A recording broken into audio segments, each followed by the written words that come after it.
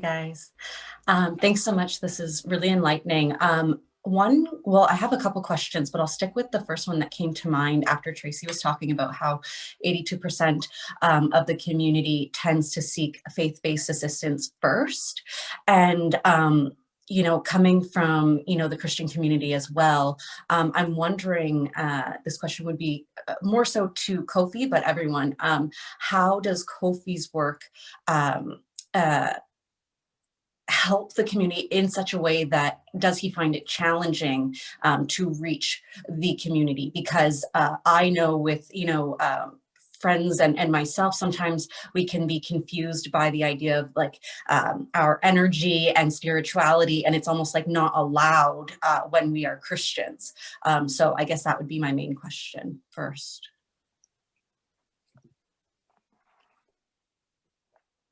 So you want me to hop in there, or is that an open? I know you mentioned my name, but you kind of opened it up, so I don't want to. If anyone wants to. Yes, sorry, Kofi. Yeah, it was more directed at you, but I'm sure others might have some opinions as well. But that was something that kind of came to my mind when Tracy mentioned that. So I wasn't sure how that would affect your work that you're doing. For sure. Yeah. So it's interesting. From a holistic lens, once again, sometimes we don't know the jargon. People are not used to the language, not realizing that what they're doing is holistic already, right? We were brought up in a lot of ways with approaches that were holistic, right? Picking herbs from your backyard to come to give to your child to drink, or your stomach ache or your headache or whatever the case may be, is a holistic approach. There's something called alternative medicine. They call it alternative medicine. I say it's primary medicine, right? It's not alternative, right? Drugs is alternative medicine, right? When you take something from its natural state and you change it and then sell it back to people, right? That's not primary, right? So anyway, this is the jargon that we fall into, not realizing that this is actually our stuff. It's our science. This is where we come from. But to answer your question, I'd like to go further in your question. I was conducting a Qigong session one day. Qigong is very similar to Tai Chi. You often see people in the park doing these slow movements, etc. And Qigong more also includes sound. And I did this workshop with these young people. And when I was done, this young brother says to me, he says, "Are you Black?" He's like, "Are you Black?" And at first I was like, what are you asking, right? But for me to be doing these breathing activities with these sounds and then doing these movements, that's not Black stuff. That's not what we do. What is this, right? Are you Black? So that hit me one day, and I was just like recognizing how much, again, these traditional ways or forms that we've been using for thousands of years that have now kind of trickled into other cultures. We forget that this is our stuff. And so the empowerment that comes from understanding that this is actually our science.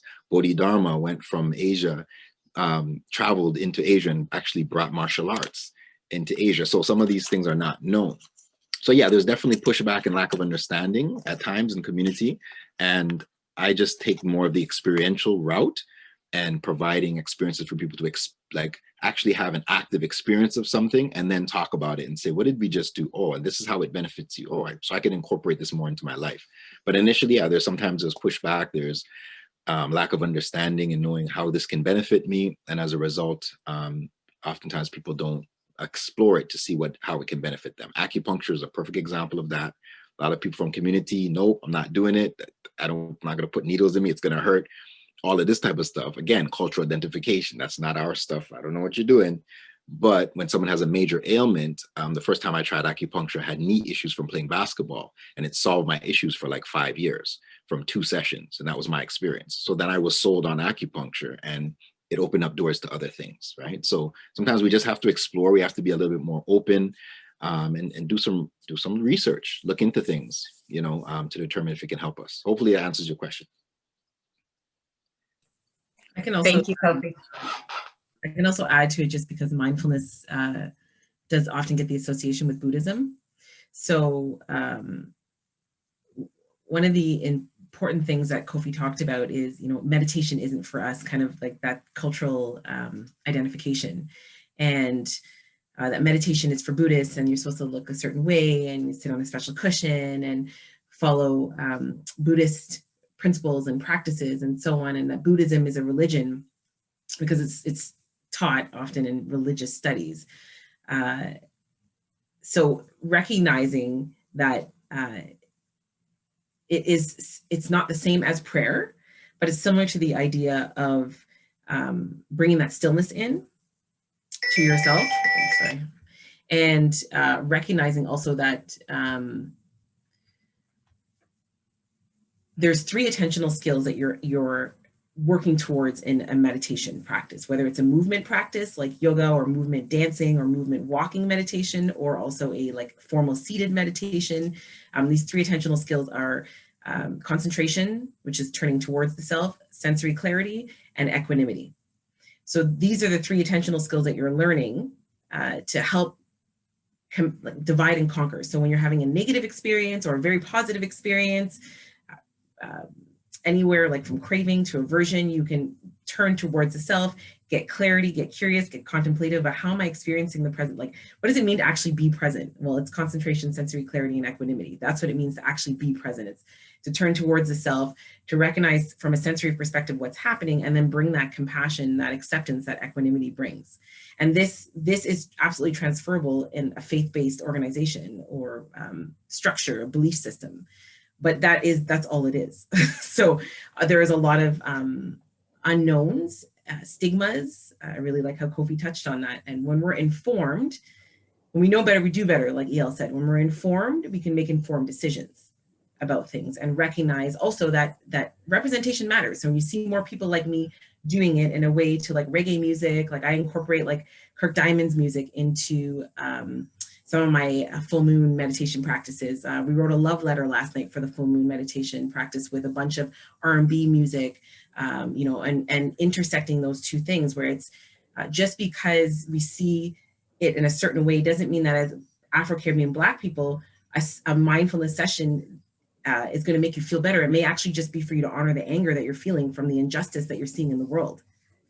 And so it's important to be informed on these things and to learn about these things from that kind of holistic and robust lens. But if we don't have the representation, it will block us as well from even stepping into it. Can I follow up on that? Can you hear me? Tracy, Okay. yes, we can. Okay, so yeah, go ahead. as Meghan, who posed the question, I could tell you right now, certain words, if you mention it to the faith-based community, they're gone the other way. Mindfulness, shockers, yoga pose. I could tell you there's a strong resistance to some of these language. And what I do, I remember even years ago when because a part of my job, CBT, dialectical behavior therapy, a lot of mindfulness and struggling with it for my own self. How was I going to acquire these skills so that I could teach these skills or use it? And it was a struggle for me. It took me a while to get through the process. So I could just imagine somebody else who does not have the knowledge. So what I do is I change the language. I don't use language like yoga and chakra, because you're right, Meghan, right away, you don't say those things in church. It's like, no, So I change the language and I use, meditation is not about a religion. Meditation is I take off the religious mantle off certain things. Meditation, if you're practicing faith and you do not meditate, you're not really being a good faith-based person, because it's a part of who we are. It's stillness. And I change the language, and I also use, as Kofi said, we're already doing these things.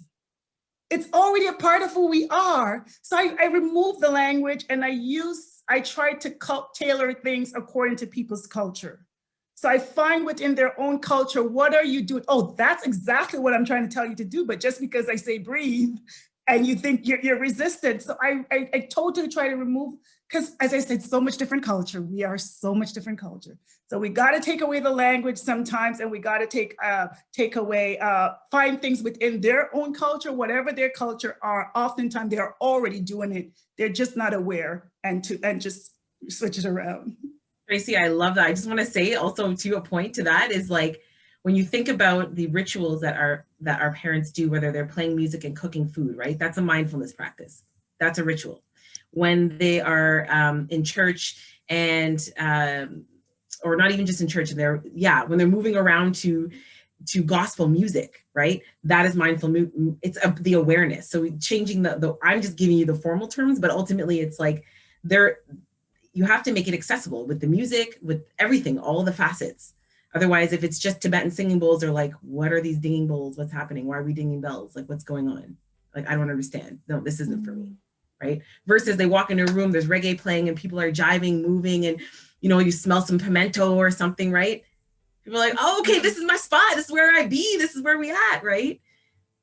It's important to make it accessible through however we need to, but we're teaching them the same thing either way, no matter how we use the words. Mm-hmm. Yeah, Meghan, Kofi, and Tracy, you guys have all importantly touched on the power of culture. And Meghan, thank you so much for bringing this question up. I think it fits so well into some of the other questions that are coming up for us, and really focusing in on in a lot of ways our unity as an ACB community, but also in the unique ways that our culture, our faith, the little things that make us different, how that sort of impacts our experience with accessing mental health supports and with mental health.